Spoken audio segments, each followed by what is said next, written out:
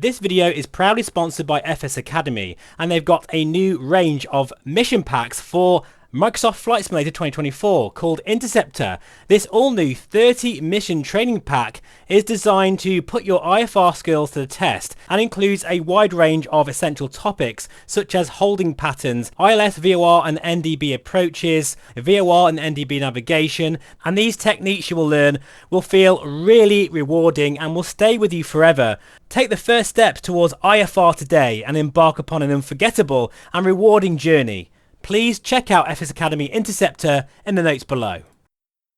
Well folks, welcome back to the channel, and this is my rough and ready first impressions of Sim Update 4 Beta. And we're flying over London City using ultra graphical settings for this first test. And yeah, this is feeling incredibly smooth, but I think before anything else, I just want to say a massive thank you to Asobo for finally implementing a one-eye view of VR. I can't believe it. I mean, it's been years, admittedly, and it's taking you a while to do it, but I can't tell you how much that's going to mean for YouTubers, for us content creators that are trying to show off VR. It is so hard to produce decent VR footage. It is incredibly hard, and the fact now that I can just load up the sim, hit VR and press record without doing any special sort of upscaling and trying to stretch the native image over OBS and aligning it and everything will save me a ton of time. So wow, thank you Asobo for that. That's the first thing. And as I'm flying over London City, this is kind of a bit of a stress test here. I'm using the new updated TBM 850, one of my all-time favourite general aviation sort of stroke business class aircraft from Black Square. And this is now available for MSFS 2024. So I thought, why not give this a spin? Because actually the avionics package in this, with all the failures and all the systems depth, means that there is quite a bit of resources needed for this aircraft to run properly. Admittedly, it's not an airliner, but I'm sorry folks, I don't really have any interest in flying airliners most of the time. But look at this. Oh my god, this looks gorgeous. And I've got the FPS counter as well in the corner. Now I'm using full native, sorry, not native actually, I'm using DLSS 4, but the native resolution, which is upscaled, of the Pimax Crystal 57 ppd.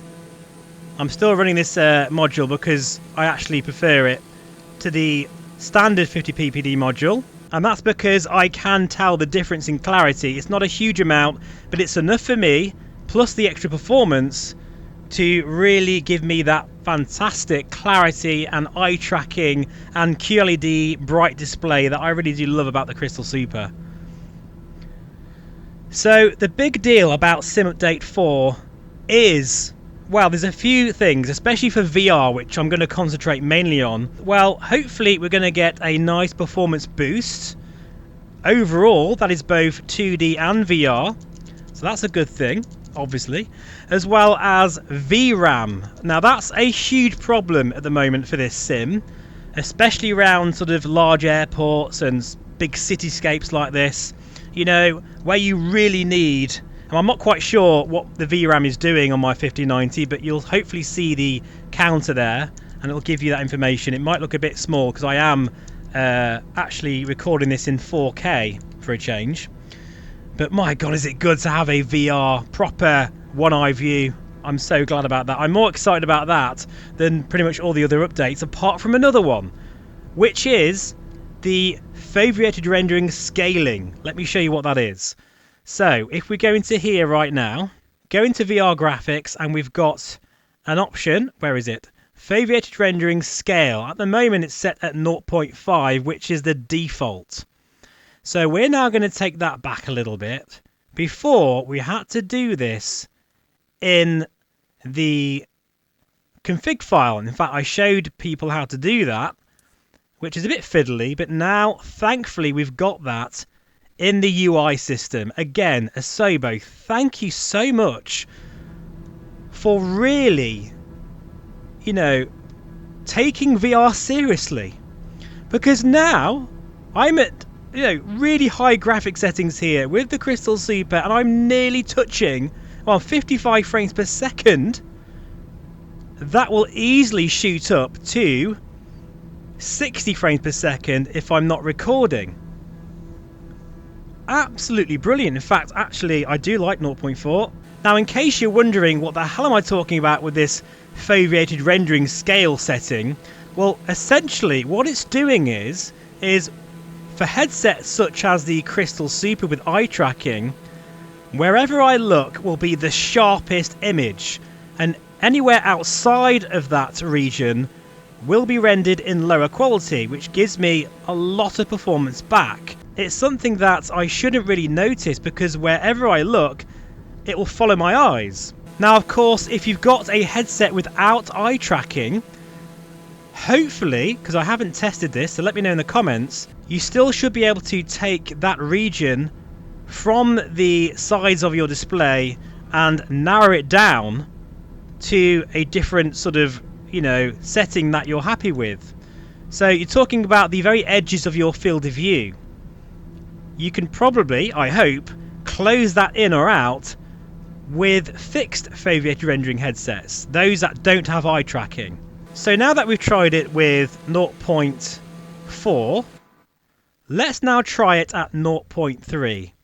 So this is where the VR footage might look a bit janky because you might see the lower regions of the display, which I won't because I'm looking at it with my eyes. So wherever I look with my eyes, it's going to be sharp. But you'll see the entire display now, so I'm guessing it's going to look pretty awful. But don't worry, I will change it back. This is just a technical demonstration of what this can do now. So let's see. Let it settle down a minute because it is a bit jumpy with frames. Okay, for my system, that hasn't made a massive difference. I'm still at a nice 60, between 55 and 60 frames per second.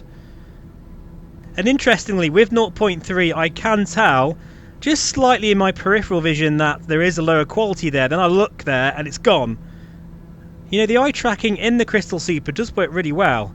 But to be fair, for me and my system, and this will be different depending on what PC you're using, that hasn't really made a massive difference. So I think for me, 0.4 seems to be the sweet spot.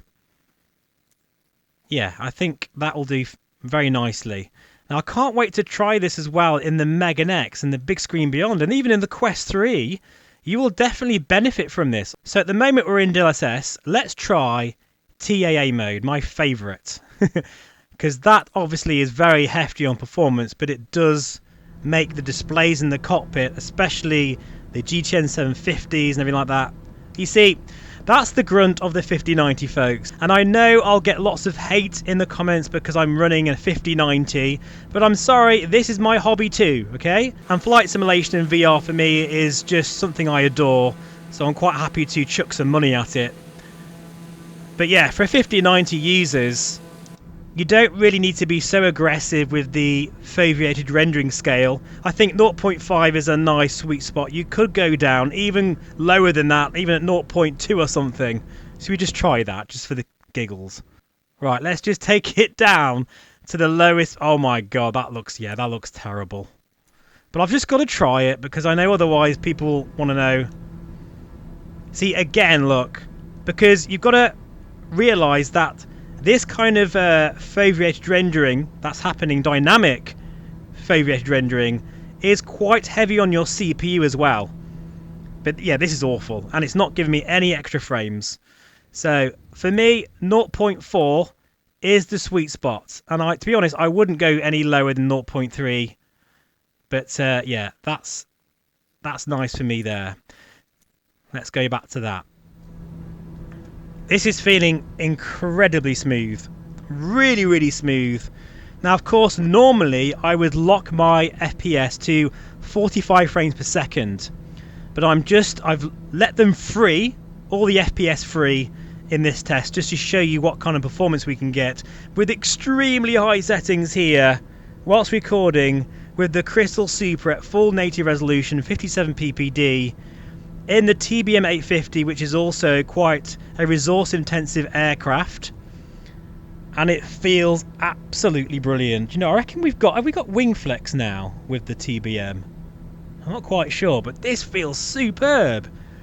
Now, sorry for the crap camera view and everything. This is just an off-the-cuff video, a quick sort of first impressions, and I'm really hoping that this is the turning point for this sim. And you know what, folks? I have a lot of respect for Asobo for really taking VR seriously, because I was a bit unsure whether VR was going to be left to the wayside, you know, and just kind of forgotten about. But this proves to me that they're really listening, and they've been hard at work here. These are major updates. You know, the only thing I can really ask for at this point, which would make it perfect, is a mask for the avionics displays, such as the GTN 750, the G3000s, the GNS 530, so that when using DLSS and DLAA, this can still be rendered in TAA mode. Because I think DCS World are doing that now, and that would make this sim as perfect as it possibly could be, to be honest. And you never know, that could be a thing in the future. And because Asobo has provided dynamic foveated rendering now, and a scale as well as a one-eye view, I've got some faith in them that this could happen.